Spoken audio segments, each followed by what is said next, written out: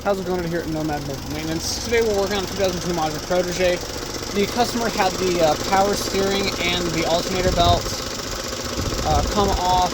They were completely gone. So we had checked to see if any of the pulleys are frozen up.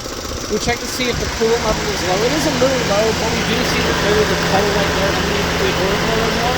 So I'm thinking there might be a crack in this. It's overflowing and then it ends up coming out of the top of the radiator when it expands. The fan is kicking on. We have it up to operating temperature. This could be just a normal operation on how that cooling system works, but not too crazy there. This vehicle is in great shape overall.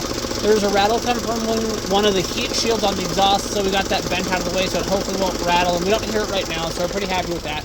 The tires are in great shape. We do see that the brakes all the way around are in great shape, except for the left rear, which is low.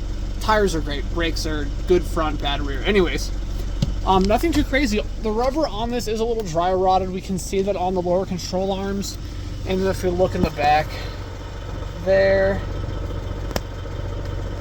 if we can get it to focus, it's not to where it needs it yet, but it will need it soon. So maybe the next oil changes will need some brakes done on it, but overall, pretty decent. That's everything we found on this so far. We do have that little bit of a putter, but I gotta say, I think that might be just,